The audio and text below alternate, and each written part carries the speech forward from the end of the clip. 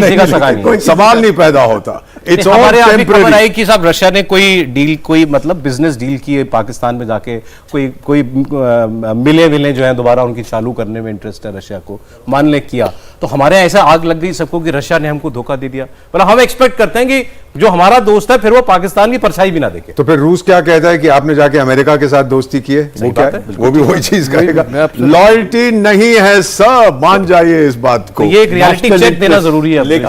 लेकिन साथ में मैं ये भी कहूंगा, अगर हमारा कोई भी रिलायबल पार्टनर रहा है तो वो रूस रहा है। एब्सोल्युटली। आप चाहे उसको देख लें, अपना मेरा जूता है जापानी के दिनों से राज कपूर से देख लें, तो आज तक अगर आप पर्सनली मिलिए रशियन लोगों को, बहुत ही खुश मिजाज के, वो वाले नहीं है जो जेम्स बॉन्ड मूवीज में दिखाए जाते हैं। इनका काफी अच्छा नेचर है। और आप देखिए, मुझे एक बार मौका मिला सर जाने का, बड़ा अच्छा लगा था रूस में। 25 साल की हमारी ट्रीटी तो थी उनके साथ, फ्रेंडशिप की और कोऑपरेशन की। हमको उन्होंने 1971 में भी सपोर्ट किया था जब 7th फ्लीट आई थी। उन्होंने हमको सपोर्ट किया था 1998 में जब हम पारिया बन गए थे पूरे विश्व में। उन्होंने हमको सपोर्ट किया था क्रायोजेनिक इंजन के लिए। आज भी वो कह रहे हैं आप Su-57 लो, हम सब कुछ देंगे आपको, transfer of technology, source code, सब कुछ देंगे।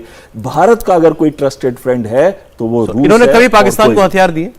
इन्होंने Mi-17 हेलीकॉप्टर दिए थे इन्होंने, और थोड़े से कुछ प्लेन्स दिए थे, लेकिन उनका कोई भी रोल ऑफेंसिव के अंदर इतना नहीं है जितना वो बिजनेस डील की तरह है। जब हमने हिंदी चीनी भाई भाई कहा था, जाते थे हम चीन, पहुंच गए रूस। समझ कल डिस्कशन से मान लीजिए भारत पाकिस्तान की कोई लंबी लड़ाई हो जाए तो you can count on Russia. Oh absolutely. For what? For weaponry. For weapon. उसके सिपाही नहीं आएंगे लड़ने के लिए। सिपाही की क्यों जरूरत है? नहीं, जरूरत नहीं है हमें। राइट। अरे सर, अब अंत में एक जगह रह गई ऐसी। अच्छा, अभी सर कह रहे थे थोड़ी देर पहले कि हमारे पड़ोस में हम लोग नहीं गए, पड़ोस इमीडिएट पड़ोस नहीं, लेकिन थोड़ा सा तो पड़ोस में गए सर। एशिया में इंडोनेशिया, मलेशिया, इस्लाम मुस्लिम पॉपुलेशन बहुत है यहाँ पर। इसके अलावा साउथ कोरिया, जापान और सिंगापुर, इसकी हम लोग बात करें तो ये एशियन कंट्रीज जो हैं। अच्छा, और ये देश मतलब इनकी खुशकिस्मती है कि ये दुनिया के उस हिस्से में है जहाँ पर आतंकवाद की परछाई मैं बिल्कुल नहीं पड़ी तो नहीं कहूँगा, कम पड़ी। उस लिहाज से नहीं लोग परेशान हुए कभी टेररिज्म से। सौरभ जी, सबसे बड़ी बात जो डेलीगेशन जापान गया, थाईलैंड गया, सिंगापुर गया, साउथ कोरिया गया, उन सब में एक बात उन्होंने मानी कि पाकिस्तान आतंक का सौदागर है। इसमें कोई शक नहीं, सब ने कहा कि पाकिस्तान आतंक का सौदागर है। और भारत ने जो कार्रवाई की और सिंदूर में बिल्कुल ठीक की, और भारत ने अपने वॉर ऑन टेरर को मद्देनजर रखते हुए किया। तीसरी बड़ी बात जो इन देशों के बीच में है, मलेशिया जैसा देश, सिंगापुर, जितना भी, उन्होंने माना कि पाकिस्तान में जरूर खोट है, और वो खोट उन्होंने सामने की। और ये बहुत बड़ी बात है कि मलेशिया को लेकर के कई बार हम लोग कहते हैं कि नायक भी हमारा मलेशिया में है, उसको एक्सट्राडिट पाकिस्तान ने उसको अपने इन्फ्लुएंस में करने की कोशिश कई बार की है, लेकिन सब ने ये कहा, सारे के सारे देश जो गए वहां पे, उन्होंने माना कि पाकिस्तान आतंक का सौदागर है। पाकिस्तान के बरखिलाफ जो भारत ने कार्रवाई की वो ठीक। और सर, ये खासकर इन दोनों देशों ने, इंडोनेशिया, मलेशिया, क्योंकि यहाँ मुस्लिम पॉपुलेशन काफी है, इन दोनों देशों ने क्लियरली ये कहा कि इस्लामिक आतंकवाद एक थ्रेट है। हम किसी भी सूरत में एक्सट्रीमिज्म अपने देश में बर्दाश्त नहीं करेंगे। इन दोनों देशों में हमले हुए हैं इस्लामिक एक्सट्रीमिज्म के, वो समझते हैं इसको पूरी तरह से। बट सर, इंडोनेशिया खास तौर पर कई बार हमने ऐसी तस्वीरें देखी हैं कि कुछ शरिया अदालतें जैसी भी यहाँ पे लगती। दो ट्रेंड्स चल रहे हैं। इंडोनेशिया तो बहुत मॉडर्न, मैं तो रहा हूँ सर, इन मलेशिया और इंडोनेशिया जाते रहते, बहुत मॉडर्न था, लेकिन फिर बीच में थोड़ा सा इस्लाम में, वो फिलीपींस का एक ग्रुप है, उसका नाम मैं भूल जाता हूँ, वो वहाँ पे आतंक फैला रहे थे। तो ये दोनों टेंडेंसीज वहाँ पर हैं। बट मेरा मानना है कि अभी जो सरकार है, और इससे पहले जो थी और उससे पहले जो थी, वो इस्लामिक एक्सट्रीमिज्म को कंट्रोल कर रहे हैं। वो जानते हैं कि इससे हमें नुकसान होगा, हमें फायदा इससे नहीं होगा। सिंगापुर की हम लोग बात करें, अभी सर एक किस्सा छोटा सा सुना रहे थे, जो इनके फाउंडर हैं वो क्या सोचते थे ली कुआन यू, वो तो सीधा मैं मीटिंग में बैठा हुआ हूँ, ये जब प्राइम मिनिस्टर नरसिंह राव गए थे Malaysia, I was posted there, तो फिर सिंगापुर में एक इसका डिस्कशन हो रहा था, बातचीत हो रही थी कि भारत के साथ क्या संबंध है। किसी ने उठ के एक सवाल पूछा कि sir but you know India ये कर रहा है वो कर रहा है, तो कहता है are you Pakistani, get out, I don't want any Pakistani. सीधी सी बात ली को सर, मैंने उनके चरणों में ना एक्नॉलेज, वो तो चले गए हैं, उनके चरणों में बैठ के बहुत कुछ सीखा मैंने। What an amazing man he was, transform Singapore. And PM Narendra Modi के तो बहुत खास दोस्त थे। पीएम साहब तो गए भी थे उसके जनाजा जब उनका जब एट हिज फ्यूनरल, तो it was he was a wonderful person. एक देश बना दिया उस आदमी ने, Absolutely. एक आदमी ने। Transform. ये बिल्कुल, तो ये जैसे ये आज आपके प्रधानमंत्री भारत को भारत बना रहे हैं। तो he was totally anti Pakistan. Totally. एक चीज मैं कहना चाहूंगा कि साउथ ईस्ट एशिया के अंदर जैसे हम इंडोनेशिया, फिलीपींस, वियतनाम, मलेशिया को देखते हैं तो एक, और सिंगापुर को भी देखते हैं, तो एक बहुत इंपॉर्टेंट फैक्टर है चीन। और चीन का जो स्पेशली फायरी क्रॉस रीफ या मिस्चिफ रीफ या स्प्रैटलीज और पैरासल आइलैंड्स के अंदर जो उन्होंने किया है, उससे जो एक दबदबा बना, और जो कह रहे हैं कि 90% से ऊपर पूरा साउथ चाइना सी उनका है, तो कहीं ना कहीं इस पूरे एरिया के अंदर वो भारत को एक काउंटर बैलेंसर देखते हैं। और काउंटर बैलेंसर के साथ सारे साथ देश सताए हुए हैं चीन के, मतलब ये सब सताए हुए, और साथ में ब्राह्मस मिसाइल, अब देखिए फिलीपींस, अब इंडोनेशिया, मलेशिया, ये सब खरीदना चाहते हैं इसको, वियतनाम, तो ये कहीं ना कहीं ये सारे जो है हमारे साथ आने के लिए उत्सुक हैं इस समय में, क्योंकि चीन की वजह से।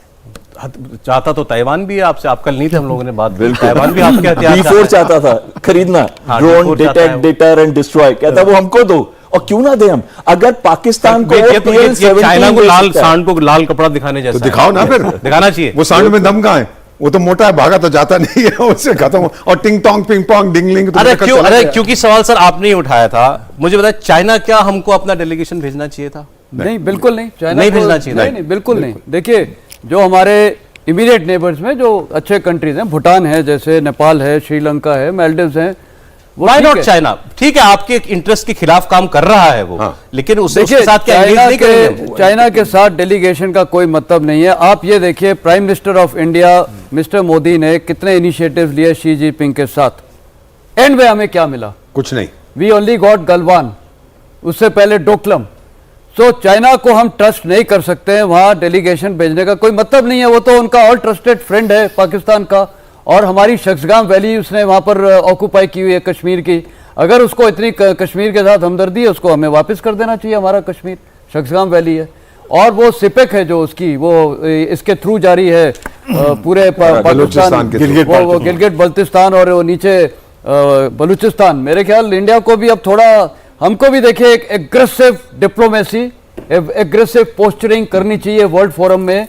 वो जब तक हम नहीं करेंगे, इंडिया को कोई सुनेगा जैसे इन्होंने नहीं। कहा, ये साउथ ईस्ट एशिया में जितने चीन के परेशान देश हैं, इन सब के साथ भारत को बहुत ज्यादा गर्मजोशी के साथ नहीं नहीं, दर्शाना है। बिल्कुल बिल्कुल करना चीन चाहिए। मैं आपको बता रहा हूँ, मैं खुद चीन पीड़ित एज अ मिलिट्री डेलीगेशन में गया था मलेशिया में। काउंटर टेररिज्म इंस्टीट्यूट है उनके, बहुत बढ़िया, इंडिया की उसमें वो है ज्वाइंटनेस। अच्छा। और दूसरा देखिए, इंडिया का जो एक्ट ईस्ट पॉलिसी है, एक्ट ईस्ट एशिया पॉलिसी, वो अच्छी है, क्योंकि वो एक काउंटर तो है चाइना के लिए। और आज इंडिया को एक और थोड़ा ध्यान रखना चाहिए, क्योंकि पाकिस्तान, सॉरी, चाइना एक पूरी कोशिश कर रहा है क्रा इस्थमस थाईलैंड के थ्रू वो बनाने की एक लेन, जैसे ये क्या नाम है, पनामा कैनाल या वैसे। कौन बना रहा है सर ये? चाइना कोशिश कर रहा है बनाने की, मलाक्का क्योंकि स्ट्रेट्स क्योंकि को उसको bypass मलाक्का स्टेट उसको पता है ये चोक पॉइंट है। तो भारत का जो वहां पर 50 साल एक से बात होल्ड होना चाहिए, क्योंकि देखिए चाइना के पास आज पैसा बहुत है, और ये उसको पैसा काफी मिलेगा थाईलैंड को अगर ये बन जाता है, क्योंकि उसको जैसे, तो ये एक और चीज है, होएगी नहीं मेरे को लगता है, पॉसिबिलिटी नहीं है, बट 50 ये साल से चल रही है। कहने का मतलब है चाइना का भी वहां इन्फ्लुएंस बहुत है। एक देश सर रह गया ऐसा, और यहाँ से बड़ी भारत के हक में बड़ी बोल्ड वॉइस मैंने सुनी थी जब ये डेलीगेशन किया था, वो कंट्री है जापान। जापान का क्या इन्फ्लुएंस है दुनिया में आज?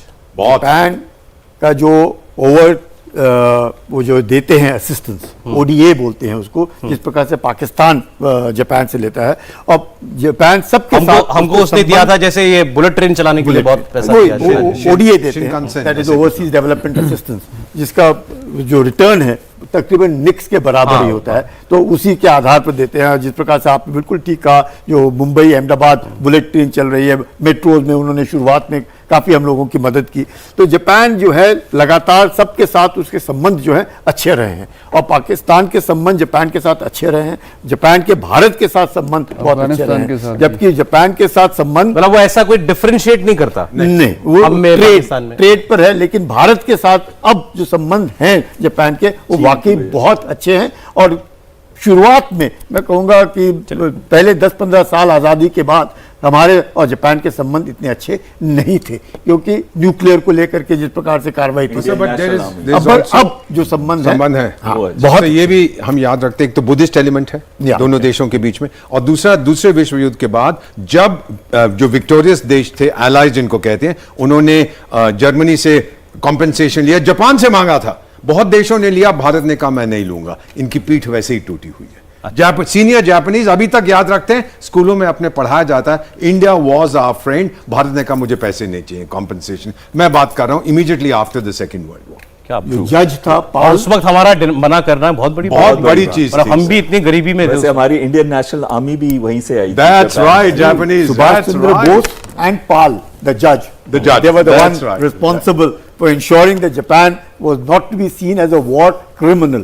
ये this was the only dissenting judge जो था भारत का था in that war tribunal. who dissented. अब जो लोग ये पूछते हैं कि साहब ये 33 देशों में इतने लोगों को भेज करके क्या आपने हासिल किया, खासकर हमारा ऑपोजिशन इस सवाल को पूछता है, तो ये कोई ऐसी चीज नहीं है जो आप बाजार से खरीदने गए थे और आप किसी को ला करके दिखा दें। इसके नतीजे आने वाले वक्त में That's right. आपको जरूर दिखाई देंगे।